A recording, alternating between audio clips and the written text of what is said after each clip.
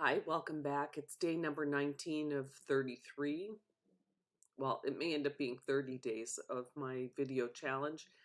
And today is February 19th, 2024.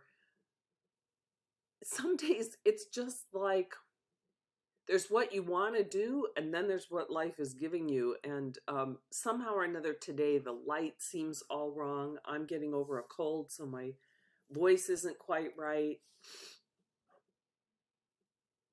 Maybe I don't even feel so good. It's not terrible, but it still seems important to keep making progress and to just show up every day and to do this. And maybe that's what we do all the time.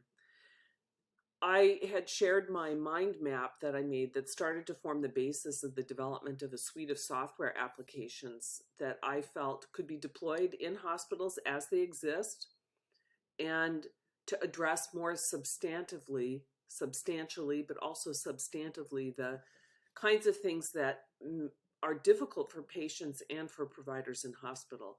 So this was looking for not just like customer satisfaction, but actually looking to affect healing through some of the ways that we transact in the hospital and the built environment.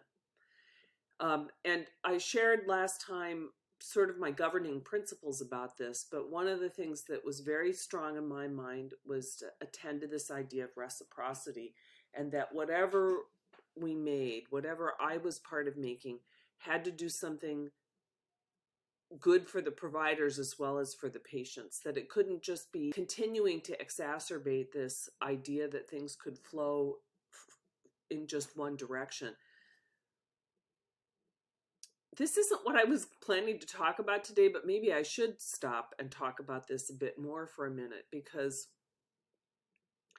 it seems like a very obtuse idea, this idea about reciprocity.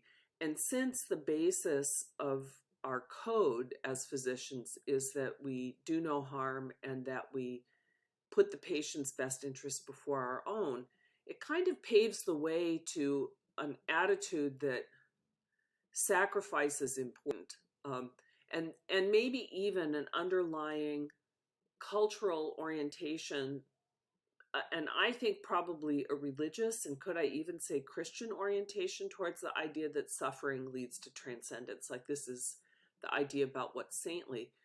My understanding of that has changed completely, because what I would say now about suffering is that suffering is inevitable in life, but it's not supposed to be a sustained state. What suffering is about in some ways is awakening to our condition. It's a portal. It's supposed to be the thing that takes us into a place of deeper consideration and moves us that way. Not like that just enduring somehow or another magically makes us into something wiser, bigger, or more generous. I mean, I think a lot of us would think of making sacrifices as evidence of compassion. And I'm not really sure that that equation works that way either. In fact, I'm pretty sure that it doesn't, because what's become clearer to me is that our capacity, my capacity, and I'm saying our because this isn't my original thought. It's just taken a lot for me to have enough personal experience of it to decide that it's an idea that holds water, that is probably right, is that my capacity to feel for other people is commensurate with my capacity to feel generous and kind to myself. So this, when I would hear about things like self-love and stuff, that sounded kind of gooey and not like, what do you do with that? I think that was more my feeling about it. But I would say that over time, my ability to be patient with myself, to accept where I am, to give myself time. I mean, even healing right now from this foot operation that I had at the end of November has required a kind of listening into my body and not a forced march. I mean, have been all about the forced march. And now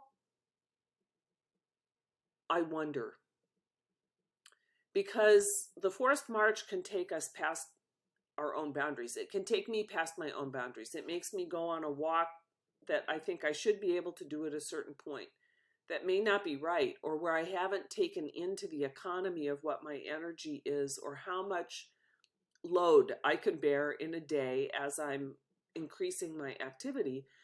Well, I live alone and I have 3 dogs and 3 flights of stairs, and I'm cooking and cleaning and shopping and working and doing everything on my own. That's different from somebody who's got help at home and maybe their only activity of the day is going swimming and going to the grocery store. So this requires, though, a kind of attending to myself that's not readily available. And maybe my capacity to understand what other people are going through when they're trying to recover is affected by this experience myself. I also just read Suzanne Simard's book.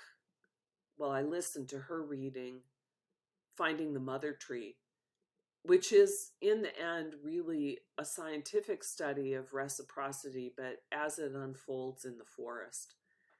And this idea that there is an exchange in a complex ecosystem, in a complex community of organisms that ties us together. And I think the moments that I've had in medicine that really did feel transcendent have been those times when everybody showed up together and felt like we participated in a miracle. Even if we lost a patient, that there was a sense of having pulled together and done what we could. And so that's something that feeds our soul as we go. It makes us feel like we're a part of something bigger and that we're in an exchange. I mean, kind of like transpiration almost. So I'll talk about this suite of software applications, but again, the heartbeat of this, the really core principle of it for me was, how do we make this work so that, and could the proof of the efficacy of this be that everyone does better? The whole water level comes up. Everybody floats a bit higher because of how this works. I think that's healing. So I'll say more about it in the next video.